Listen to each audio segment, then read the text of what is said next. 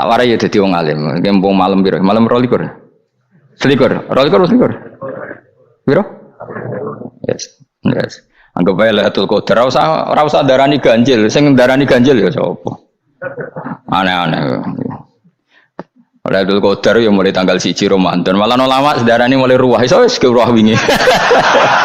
Wis bar. Wong kula sering tol Lailatul Qadar ya kadang mulut, kadang Dzulhijjah. Kalau kan jenisnya on time.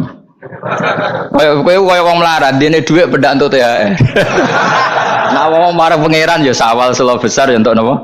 Lailatul Qadar. Mereka Lailatul Qadar itu malam diturunane Quran. Quran itu turun Ramadan tok apa tahu sawal ya tahu? Sawal ya tahu, Dzulhijjah tahu. Dzulhijjah tahu. Bolak-balik al-yauma akmaltu lakum turun to bulan apa? Dzulhijjah. Kowe mari amatir, itu angel terang. Sing darane Lailatul Qadar iku malam diturunne Quran. Quran turune iku piro? Ya macam-macam, ra Ramadan nggih bolak. Lah tapi ana kelas-kelas premium, ana kelas umum, kelas umum ya pokoke Ramadan. Sing ganjil, ganjilnya dipilih salah sitok. Dadi iku pembatasan apa? Nah, Quran dhewe turun coba surat paling terkenal, ayat paling terkenal al-yauma akmaltu lakum turun tanggal piro?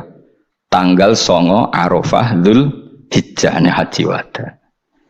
Padahal ta'rif Lailatul Qadar Allah unzila fihil Quran.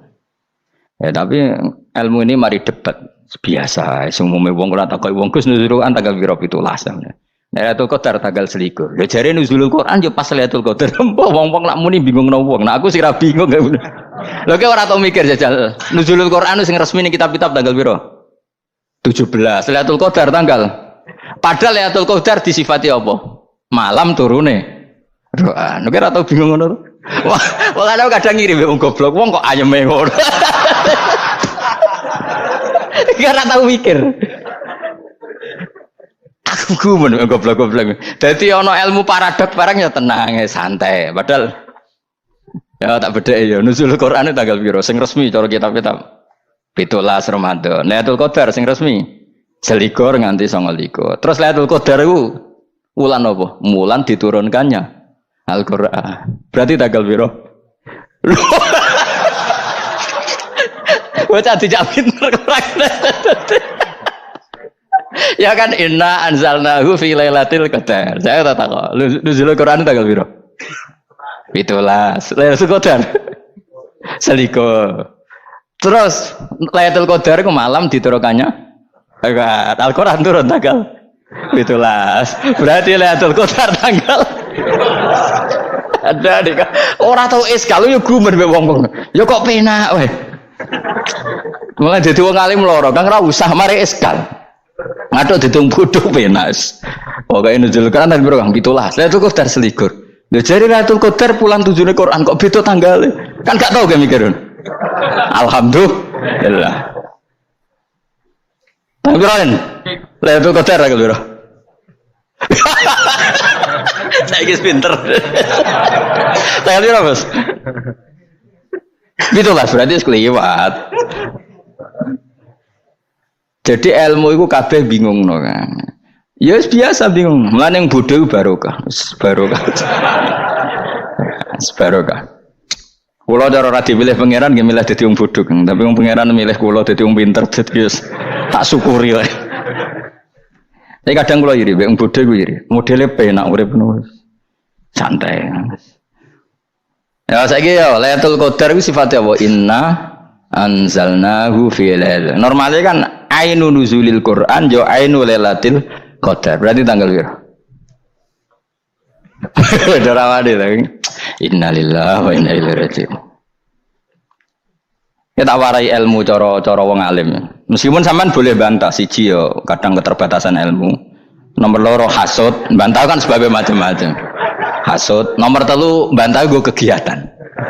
Kayak wong kuliah nak agak kritis kan darani ra pinter. Jadi cocoklah ya kudu bantah. Engko khas-khasan cerdas apa? Nomor 4 bantah niku sifate wong wedok. Menang kalah protes. Berarti kowe ora lanang berarti wedok, tukang protes wedok. Nomor 5 bantah itu berarti dia punya keiskalan tapi nggak bisa keluar dari keiskalan itu. Jadi problem Anda ditimbangkan ke saya, itu ya ora sopan. Problem-problemnya dhewe kok ditimbangkan ke saya. Begini terangno.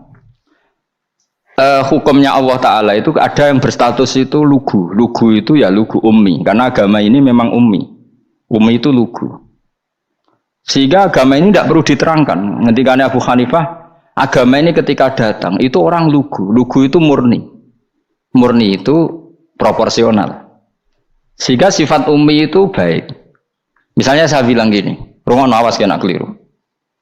Kalau kamu sholat itu batal kalau makan. Itu ukurannya 1 upo apa 1 piring? 1 upo kan? Itu sudah batal. Terus kalau saya bilang gini, Cong, nak tamu keimangan, itu 1 piring tak 1 upo. Enggak jawab ya? 1 piring. Orang iso misal, tak keimangan, gue 1 upo. Nah, lalu Anda ditanya gini, lalu definisi makan itu apa? Memasukkan 1 piring ke mulut, apa 1 upo ke mulut? Dalam bab sholat, 1 upo ke mulut itu makan. Tapi dalam bab hormat tamu itu 1 piring. Setuju ya? Tak warai pinter kayak. Ayo tak warai ya. Wes setuju ya? Wes pinter. Lo jawab wes pinter. Urung. Lailatul Qadar ya kok. Misalnya Lailatul Qadar menjadi super karena ada sesuatu yang super turun, yaitu Lailatul Quran. Jadi menjadi super karena yang turun adalah sesuatu yang super, dan itu artinya tanggal loh, salah nih aku cek iku utek tanggal 21 kabeh sing ngaji ning ngene. Wes jelas inna anzalnahu fi lailatul qadar. Rujuke ning ndi? Quran kan? Wa ma adraka ma lailatul qadar. Lailatul qadri khairum min alfi syahr. Makanya Lailatul Qadar itu ya bisa saja tanggal 1 kemarin sudah kelewat. Mbok entah ini jebelis baris dada atau mungkin Saban. Jadi perdebatan ulama tentang Lailatul Qadar, malah ada wali yang bilang saya tiap hari mendapat Lailatul Qadar. Nah, itu malah ra kelas meneh, malah pusing, malah napa? Pusing. Udah enggak usah mikir itu. Jadi hukumnya Allah itu ada 2. Ada hukum itu lugu dan ini bagus. Makanya saya itu kenangan saya terbaik dalam membela Allah dan Rasul. Saya ulang lagi, kenangan saya terbaik dalam membela Allah dan Rasul itu masalah faraid. Dulu mungkin banyak yang ingat lah ketika tahun berapa lupa saya, tapi ada seorang menteri dan pakar Islam menggulirkan isu hak waris itu sama, lelaki dan perempuan sama, alasannya karena perempuan sekarang kerja. Jadi gara-gara kesamaan gender kemudian mereka ingin bagi waris itu apa? Sama lidzakari mislu hadzil unsayain itu ditentang. Gerakan itu pernah menguat, termasuk yang bisa dengan tanda kutip bisa menghentikan gerakan itu termasuk itu saya. Yang punya pikiran gitu tak parani, tak tantang begini. Saya bilang gini, Anda ngomong ini itu karena pinter apa karena tren? Tak tanya, ya karena pinter. Saya ini kan orangnya keren, punya kepangkatan jos lah. Ya kepangkatan jos, kepangkatan dunia, mestinya cara pangeran bejos ora ya ora. Cara ukuran dunia itu jos lah. Tak tanya, saya itu Pak Ba, termasuk yang setuju gerakan kesamaan gender. Dulu kan lelaki perempuan itu beda sekali karena lelaki kerja perempuan tidak. Sekarang sama-sama kerja maka warisnya harus sama. Terus saya tanya gini, lalu penyebab warisan itu kerja apa lelaki? Dia jawab kerja. Dia nggak ngerti kalau ngadepin saya. Saya ini kan orang alim yang biasa belajar mantek. Dia ini roh nak aku ngalim. Sembrono ya jadi ini. Ketika tak tanya gini, lalu misalnya saya punya anak, yang anak saya putri itu direktur BUMN atau direktur bank atau direktur PT besar. Kemudian anak lelaki saya idiot, goblok. Warisannya dikasihkan siapa? Kalau kerja adalah alasan dapat warisan, berarti anak saya perempuan itu yang dapat warisan dong. Anak saya lelaki kan idiot, nggak kerja. Lalu warisan itu berdasar prestasi apa empati? Kalau berdasar prestasi malah Anda ini aneh. Sudah kerja direktur BUMN hanya karena dia kerja, dia dapat warisan karena Anda bilang asbabul irsi adalah kerja. Kalau saya bilang karena empati, saya juga gak fair. Yang kerja juga butuh modal gak saya warisi, tapi yang idiot tak warisi karena warisan berdasar empati. Lalu Anda milih mana? Bingung deh. Sampai dia ikrar, saya belum pernah mendapat perlawanan seperti ini karena Anda ngomong sama orang-orang goblok kata saya. Terus saya bilang, saya ini ngaji Wahab khatam berkali-kali. Anda mungkin baca kitab Wahab itu hanya terjemah. Maka menurut Islam yang menjadi hak waris itu sebabnya zukurah wal unasah, kelelakian menjadi dapat 2 bagian, keperempuanan menjadi 1 bagian, dan itu Islam tidak mau urusan dengan prestasi maupun empati, mujarrodul zukurah dan mujarrodul unusah. Sehingga dengan seperti ini tuh Islam nggak ribet. Coba kalau kamu pakai ilatul hukmi, pakai cara berpikir logika, malah ruwet. Karena tadi, kalau kesamaan gender itu karena perempuan kerja, lalu misalnya yang lelaki idiot misalnya atau pengangguran, warisan kamu kasihkan siapa? Kalau kerja itu menjadi alasan hukum, kamu kasihkan yang perempuan kan? Aneh enggak? Yang sudah kerja malah kamu kasih warisan yang nganggur? Enggak. Berarti berdasar prestasi atau berdasar empati. Kalau kamu dapat warisan, idiot dulu dong.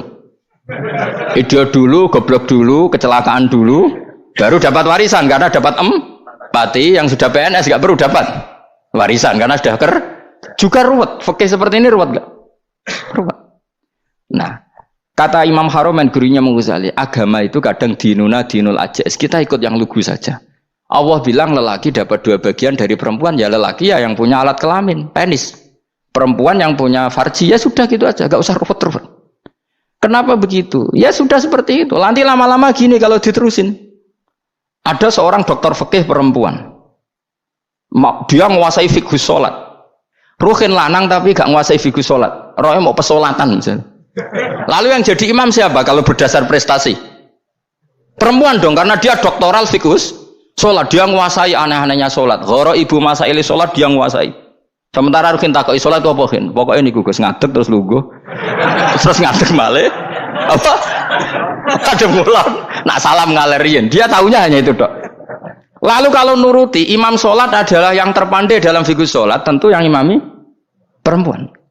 Tapi agama ini tidak seperti itu. Pokoknya wong lanang imami, wong beda. Jadi makanya kata Imam Haromen dinuna dinul ajais, sampai Said Muhammad itu sering ngutip beliau gini kan, Allahumma imanan ka imanil ajais, ya Allah semoga iman saya menerima konsep engkau itu ka imanil ajais, imannya wong wedok-wedok sing lugu, ajusu perempuan lugu yang sudah sepuh. Jadi misalnya ngukur anak seneng ya anak kono gedang goreng ngekei duwe, ya lugu saja. Itu bagus daripada kamu pakai argumentasi, karena argumentasi ini sebetulnya kelihatan cerdas tapi ada kebodohan masif. Karena tadi kalau hak waris kita otak-atik dengan prestasi, maka yang pro empati akan protes. Paham ya? Masa yang sudah kerja dikasih banyak, yang idiot enggak? Tapi kalau berdasar empati juga aneh. Masa dapat warisan harus goblok dulu, harus kecelakaan dulu. Maka Rasulullah pernah ngendikan ketika ditanya, lalu warisan untuk siapa ya Rasulullah? Nabi jawabnya lucu. Fali aula rojulin dakarin. Jadi Nabi sempat ngendikan kata rojul. Kemudian direvisi dakarin. Fali aula rojulin dakarin. Semua ulama ngendikan dakarin di sini adalah badal. Nabi ngendikan rojulin, kemudian Nabi ingat kalau rojul itu identik dengan lelaki dewasa, apa? Kemudian Nabi mengulang lagi zakarin, tidak harus dewasa, yang penting lelaki. Jadi meskipun baru lahir, kalau dalam keadaan baru lahir namanya apa? Kan zakarin kan? Belum bisa dikatakan rojul. Paham ya? Nabi ngulang 2 kali, fali aula rojulin zakarin. Ini penting saya utarakan supaya clear.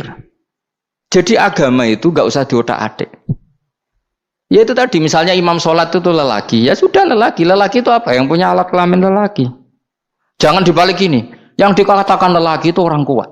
Sehingga meskipun perempuan kalau kuat, misalnya perempuan anggota polwan, lelakinya cemen, idiot, maka imamnya perempuan gitu. Karena makna lelaki adalah kuat. Ini keruwetan. Jadi agama itu tidak seperti itu. Nah sekarang kembali ke pilihan. Yang dikatakan pilihan itu orang hebat. Apa yang dipilih, apa berdasar definisi, apa berdasar kehendak yang milih. Loh kok mulai do pinter, tumben do pinter. Alam raya ini milik Allah, dan semua di alam raya ini milik Allah. Maka dipilih tidak dipilih itu terserah yang punya, apa terserah kita, apa terserah kriteria, apa terserah definisi. Dalam konteks kita sebagai objek diambil, tentu terserah yang punya. Kemudian Allah bilang, orang-orang itu saya pilih. Nah kalau milihnya Allah berdasar kepunyaan, tentu Allah boleh dong memilih orang yang sebetulnya berstatus dolim. Ya tapi ya tetap dia dolim, tapi ya tetap dipilih. Kenapa ya? Karena Allah yang punya. Saya misalnya orang kaya, boleh nggak punya HP buruk? Boleh kan? Terserah saya. Saya orang kaya, beli HP mahal, medium dan paling buruk. Boleh nggak? Boleh saya yang punya. Nggak boleh Gus, dengan orang kaya harus beli HP yang mahal. Yang bilang harus siapa?